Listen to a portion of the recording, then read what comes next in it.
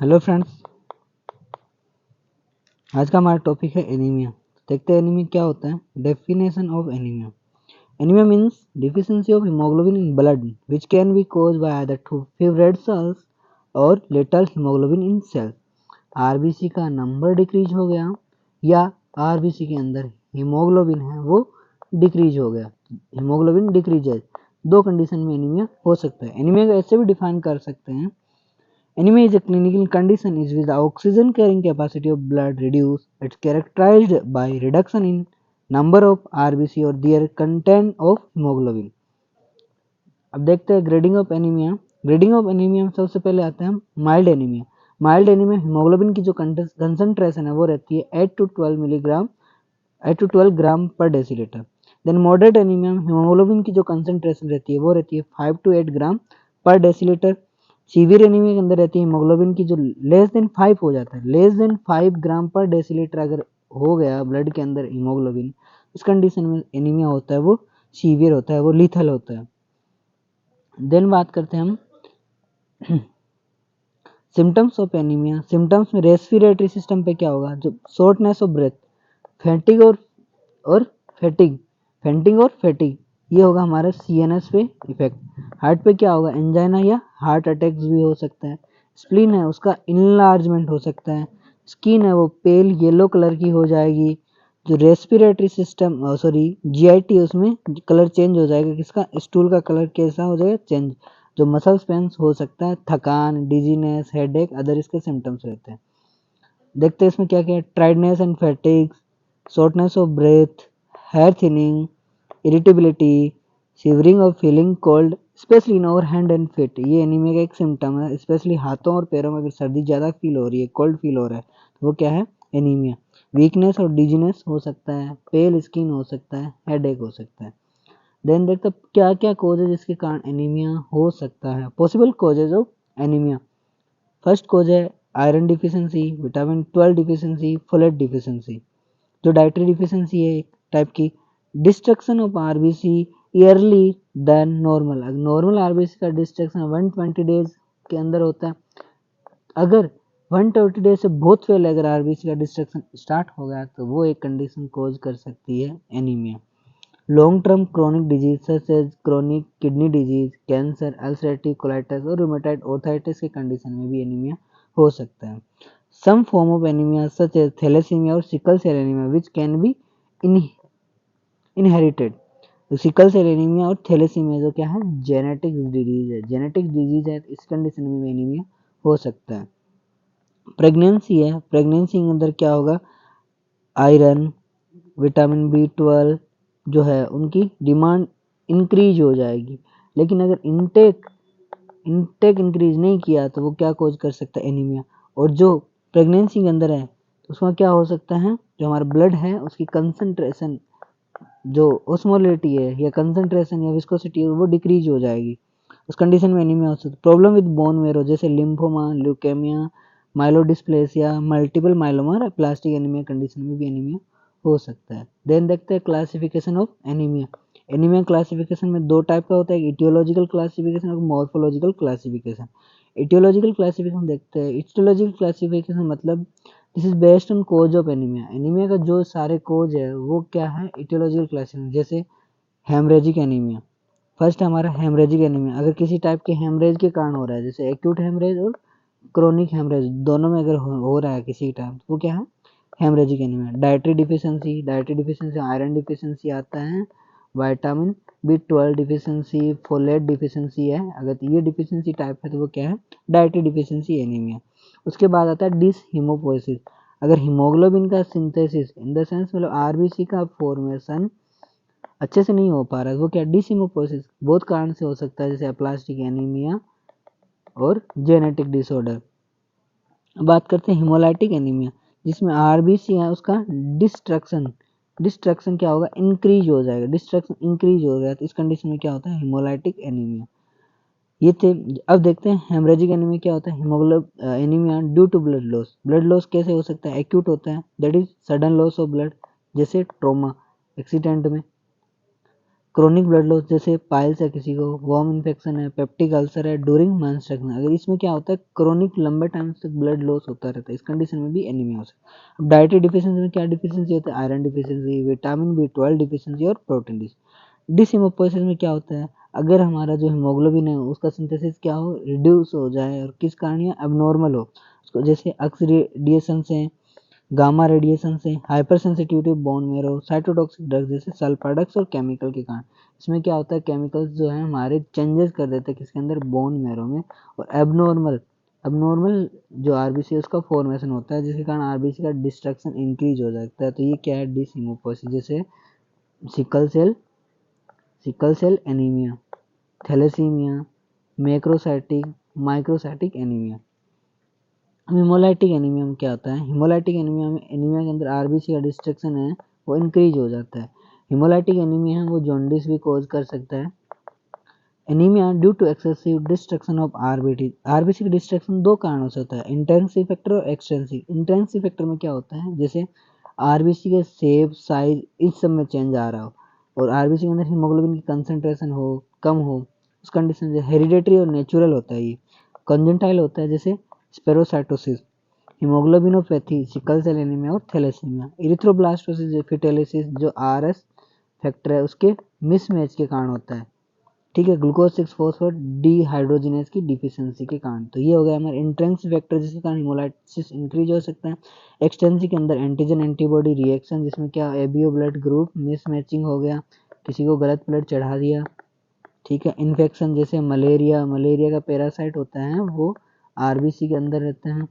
Drugs poisoning जैसे क्वेनिन, aspirin, burn, snake वेमन दो type के होते हैं, न्यूरोटॉक्सिक और हीमोटॉक्सिक। जो हीमोटॉक्सिक हैं वो क्या करते हैं आरबीसी का डिस्ट्रक्शन करवा देते हैं क्लम्पिंग करवा के।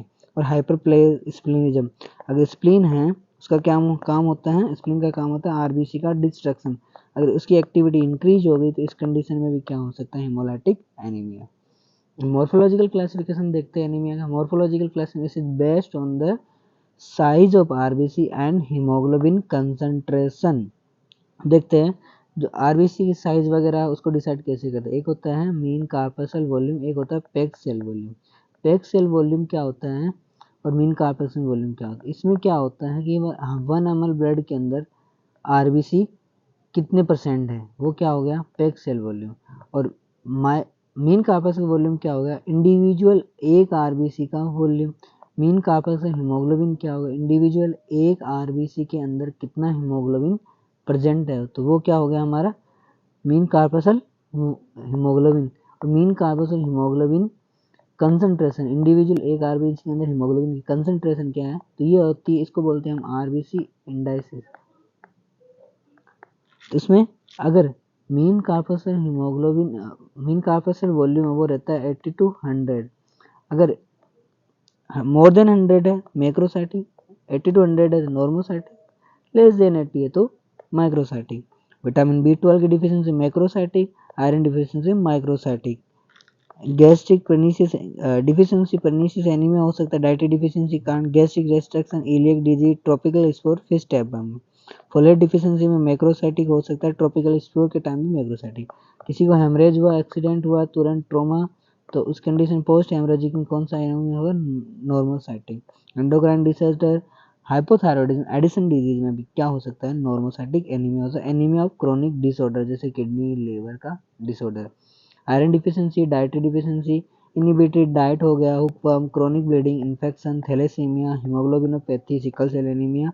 और एनीमिया ऑफ क्रोनिक डिसऑर्डर में भी किस टाइप का होता है माइक्रोसाइटिक एनीमिया, जिसमें कि जो आरबीसी है उसका वॉल्यूम लेस देन कितना हो जाएगा 80, लेस देन अगर 80 है तो क्या है हमारा माइक्रोसाइटिक, ग्रेटर देन 100 है तो मैक्रोसाइटिक, 80 to 100 है तो क्या होगा हमारा नॉर्मोसाइटिक एनीमिया। अब देखते हैं हम इसको morphological classification of Wintrobe classification भी बोलते हैं। क्लासिफिकेशन ऑफ एनीमिया जैसे नॉर्मोसाइटिक में क्या रहेगी साइज रहेगी वो नॉर्मल रहेगी। Effect after acute haemorrhage, all haemolytic anaemia except thalassaemia, उसमें क्या है नॉर्मोक्रोमिक, इसमें हीमोग्लोबिन की कंसंट्रेशन क्या है कंसंट्रेशन नॉर्मल है, लेकिन सेल का साइज तो नॉर्मल, लेकिन हीमोग्लोबिन की कंसंट्रेशन है वो डिक्रीज हो गई है, तो वो गया after chronic haemorrhage. Acute haemorrhage में नॉर्मोक्रोमिक, क्रोनिक हेमरेज में हाइपोक्रोमिक। मैक्रोसाइटिक किसमें? All megaloblastic anaemia due to deficiency of vitamin B12, folic acid और इंटेंसिव फैक्टर। और सेकेंडरी टू लीवर डिजीज, इसमें क्या रहेगा? इसमें मैक्रोसाइटिक है, नॉर्मोक्रोमिक, मैक्रोसाइटिक नॉर्मोक्रोमिक इस कंडीशन में, और macrocytic hypochromic secondary to liver disease. और मैक्रोसाइटिक माइक्रोसाइटिक क्रॉनिक इन्फेक्शन में नॉर्मोसाइटिक, और आयरन डिफिशिएंसी में हाइपोक्रोमिक। तो आयरन डिफिशिएंसी के कारण किस टाइप का एनीमिया होगा? माइक्रोसाइटिक हाइपोक्रोमिक टाइप का एनीमिया होता है, किसमें? आयरन डिफिशिएंसी और थैलेसीमिया के अंदर। अब बात करते हैं पर्नीशियस एनीमिया और Addison anaemia. Pernicious anaemia cause क्या होता है? This is due to lack of interaction factor which is consequent failure in the absorption of vitamin B12, the primary lesion in atrophy of gastric mucosa which contain oxyntic cell। जो हमारे oxyntic cell है mucosa of stomach की, वो interaction factor release करता है। Interaction factor bind होता है vitamin B12 के साथ, और देन विटामिन B12 को डाइजेशन से बचाता है और उसके एब्जॉर्प्शन में हेल्प करता है। तो विटामिन B12 का एब्जॉर्प्शन है तो वो इंटरेक्शन फैक्टर की डिफिशियंसी के कारण क्या हो जाए? डिक्रीज हो जाए। इस कंडीशन में अगर हो रहा है तो उसको क्या बोलते हैं? पर्नीशियस एनीमिया और एडिशन एनीमिया। अब क्या क्या है पर्नीशियस एनीमिया के कैरेक्टराइस्टिक फीचर? इसमें बोन मेरो में क्या आएगा? एनीमिया प्रोड्यूस हाइपोक्सिया, एनीमिया होगा जिसके कारण ब्लड के अंदर हीमोग्लोबिन की कंसंट्रेशन डिक्रीज हुई, जिसके कारण क्या होगा? ऑक्सीजन कैरिंग कैपेसिटी डिक्रीज हो गई। ऑक्सीजन कैरिंग कैपेसिटी डिक्रीज हो गई तो हाइपोक्सिया कोज करेगा, एनीमिक हाइपोक्सिया होगा। एनीमिक हाइपोक्सिया इरिथ्रोपोइसिस को स्टिमुलेट करेगा, इरिथ्रोपोइसिस को स्टिमुलेट करेगा। बोन मेरो वो क्या होगा? हाइपरप्लास्टिक हो जाएगा, लेकिन सेल्स का मैच्योरेशन सही से नहीं हो पाता है। इस कंडीशन में सेल का जो साइज है वो मैक्रोसाइटिक साइज का होता है, और इसके अंदर न्यूक्लियस भी प्रेजेंट हो सकती है। नॉर्मल कंडीशन में देखें तो 30% जो है, 30% क्या रहता है? प्रोइथ्रोब्लास्ट। लेकिन जब पर्नीशियस एनीमिया होता है उसमें प्रोइथ्रोब्लास्ट है वो 70% तक हो जाता है। 30% intermediate and late normoblast normal रहते हैं। Activity of bone marrow is called megaloblastic hyperplasia. Cell का साइज इंक्रीज हो गया और सेल का फॉर्मेशन इंक्रीज हो गया, तो मेगलोब्लास्टिक हाइपरप्लास्टिक एनीमिया। अब अगर ब्लड के अंदर चेंज देखिए, आरबीसी के अंदर क्या क्या चेंज है? माइक्रोसाइटिक नॉर्मोक्रोमिक टाइप का एनीमिया होगा। काउंट डिक्रीज हो सकती है मार्कली, लेस देन 1 मिलियन पर माइक्रोलीटर से भी डिक्रीज हो सकती है। हीमोग्लोबिन जो कंटेंट है डिक्रीज हो सकता है, लेस देन 12 जो ग्राम पर डेसीलीटर उससे डिक्रीज होगा। डायमीटर वो इंक्रीज होगा, नॉर्मली 7.27 से 7.2 रहता है, जो कि 8 to 8.2 चला जाएगा किसमें? मैक्रोसाइटिक एनीमिया पर्नीशियस एनीमिया में। पेरिफेरल स्मीयर सो न्यूक्लिएटेड आरबीसी, जनरली न्यूक्लिएटेड रहती है रेटिकुलोसाइट, इमेच्योर आरबीसी। तो ये भी एक इमेच्योर टाइप की आरबीसी है, तो आरबीसी के अंदर न्यूक्लिएट प्रेजेंट होता है। एनाइसोसाइटोसिस और poikilocytosis, variation in size and shape. Reticulocyte count increase हो जाती है 5% तक, जो नॉर्मली रहती है 1% ऑफ टोटल आरबीसी। अब देखते हैं change in gastrointestinal tract due to pernicious anaemia. Deficiency of intensive factor रहेगा, एट्रोफी और destruction of gastric mucosa, soreness and inflammation of tongue, loss of appetite and apathy और diarrhoea. ये changes है जो किसमें आते हैं? जीआईटी के अंदर आते हैं। अब बात करते हैं हम change in nervous system. Nervous system में क्या होता है? जो विटामिन B12 है हमारा, वो क्या करता है? माइलिनेशन का प्रोसेस में हेल्प करता है, माइलिनेशन। तो अगर विटामिन B12 की डिफिशियंसी हो गई तो डीमाइलिनेशन स्टार्ट हो जाएगा, किसका? वाइट नर्व फाइबर का, जो कि क्या है? फास्ट नर्व फाइबर होते हैं।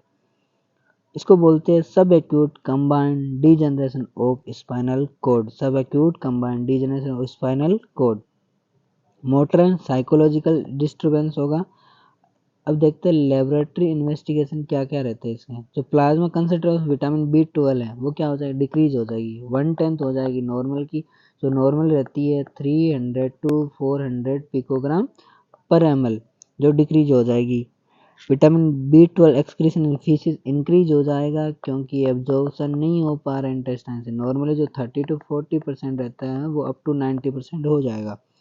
Urinary excretion vitamin B12 is decrease. क्यों? अगर विटामिन क्यों हो रहा है? क्योंकि एब्जॉर्प्शन हो ही नहीं रहा है, तो क्या होगा? प्लाज्मा के अंदर लेवल डिक्रीज होगा, तो यूरिन के अंदर कहाँ से जाएगा, तो यूरिन के अंदर जो विटामिन B12 का एक्सक्रीशन होता है वो डिक्रीज हो जाएगा। अब देखते हैं फोलेट एसिड डिफिशिएंसी एनीमिया क्या है। ये भी प्रोड्यूस करता है किस टाइप का, मेगलोब्लास्टिक एनीमिया। कोज क्या होता है, फोलिक एसिड की डिफिशिएंसी, फोलिक एसिड की डिफिशिएंसी। लेस डाइटरी इंटेक्स इसका कोज हो सकता है। पुअर एब्जॉर्प्शन जैसे स्टेटोरिया एंड स्पूर्स। स्टेटोरिया मतलब in the fat present in stool. Increase demand in pregnancy. Antifolate drug, anti cancer drug जैसे methotrexate. Clinical administration of either folic acid और vitamin B12 will cure spore and allied condition and both will improve the blood picture of pernicious anemia। अब देखते हैं iron deficiency anaemia क्या होता है। Any anaemia which respond to adequate dose of iron is called the iron deficiency anaemia. किसी जो patient है उसको एनीमिया है, उसको हमने आयरन दिया, अगर उसकी प्रोफाइल इंक्रीज हो रही है, आरबीसी काउंट और हीमोग्लोबिन इंक्रीज हो रहा है, इन द सेंस सुधार हो रहा है हेल्थ में, तो क्या है, iron deficiency anaemia. Decrease intake क्यों हो सकता है, मिल्क फेड इन्फेंट्स में। डिक्रीज लॉस, इंक्रीज लॉस हो गया जैसे एक्यूट हेमरेज, क्रोनिक हेमरेज में। Increase demand infancy, childhood, pregnancy और menstruation. Defective utilisation due to decrease absorption of stomach. कुल मिला के आयरन की डिफिशिएंसी कोज है ये। उसके कारण क्या होता है, आयरन डिफिशिएंसी एनीमिया। अब कैरेक्टराइजिंग फीचर क्या है इसके, आरबीसी रहेगी वो किस टाइप की रहेगी, माइक्रोसाइटिक हाइपोक्रोमिक टाइप की। काउंट डिक्रीज और नॉर्मल, काउंट डिक्रीज भी हो सकती है, नॉर्मल भी हो सकती है। Mean corpus volume, mean corpus haemoglobin, mean corpus haemoglobin concentration क्या हो जाएगा, डिक्रीज। लाइफ स्पैन नॉर्मल रहेगा। पेरिफेरल स्पॉन्सर एनाइसोसाइटोसिस और पोइक्लोसाइटोसिस, साइज एंड शेप में वेरिएशन दिखेगा। Bone marrow normoblastic, hyperplasia, WBC and platelets normal count रहेगी। Laboratory investigation क्या होगा, serum bilirubin less then 0.4 milligram पर डेसीलीटर हो जाएगा, क्योंकि हीमोग्लोबिन की कमी है किसमें, आरबीसी के अंदर। सीरम आयरन डिक्रीज हो जाएगा, कितना रहता है नॉर्मल, 60 to 150 माइक्रोग्राम पर डेसीलीटर, वो डिक्रीज हो जाएगा। Total iron binding capacity increase हो जाएगी, वो नॉर्मली कहती रहती है 150 to 350 माइक्रोग्राम पर डेसीलीटर, जो कि डिक्रीज हो जाएगी। अब देखते हैं कुछ सिम्टम्स जो किसके कारण आते हैं, iron deficiency. Nail dry, soft, spoon shaped रहते हैं। टंग बिकम एंग्री, रेड हो जाती है। Cardiovascular, respiratory system, yearly breathlessness, palpitation और रिपीटेड चेस्ट पेन होता है। Nervous system irritability, loss of concentration. Iron deficiency symptoms क्या क्या है, जैसे शॉर्टनेस ऑफ ब्रेथ, ये हमारे रेस्पिरेटरी सिस्टम पे आएगा। Weakness, headache, restlessness, restless leg syndrome, focus है वो पूर हो जाएगा, हार्ट का पाल्पिटेशन होगा और फैटिक, थकान लगेगी। ये क्या है, symptoms of iron deficiency anaemia, जो कि इजीली डायग्नोस्टेबल है। Nail during iron deficiency anaemia, nail dry होंगे, सॉफ्ट हो गए, स्पून शेप्ड हो गए, लेटर डेवलप लॉन्गिट्यूडनल स्ट्रिएशन, और इस कंडीशन को बोलते हैं कोलिनेकिया। ये कंडीशन क्या है, कोलिनेकिया। इसको स्पून शेप जो नेल है उस कंडीशन को क्या बोलते हैं, कोलिनेकिया। अगर जो हमारी टंग है वो कैसी हो जाएगी, एंग्री रेड। एंग्री रेड टंग किसमें होती है, आयरन डिफिशिएंसी एनीमिया के अंदर। देन अब आता है ग्लूकोज 6 फॉस्फेट डीहाइड्रोजनेज डिफिशिएंसी के कारण होने वाला एनीमिया। तो जो ग्लूकोज 6 फॉस्फेट डीहाइड्रोजन एंजाइम है वो किस लिए रिक्वायर्ड होता है, NADPH है उसको मेंटेन करते रखता है ग्लूटाथायोन रिड्यूस स्टेट में। NADPH है वो ग्लूटाथायोन को रिड्यूस कंडीशन में मेंटेन करता है। अगर ये ऑक्सीडाइज हो जाएगा तो क्या होगा, आरबीसी का लाइसिस इंक्रीज हो जाएगा, तो हिमोलाइटिक एनीमिया कोज होता है किसकी डिफिशिएंसी में, आयरन किसकी डिफिशिएंसी में, ग्लूकोज 6 फॉस्फेट डीहाइड्रोजिनेज डिफिशिएंसी के कारण कौन सा एनीमिया होता है, हिमोलाइटिक एनीमिया।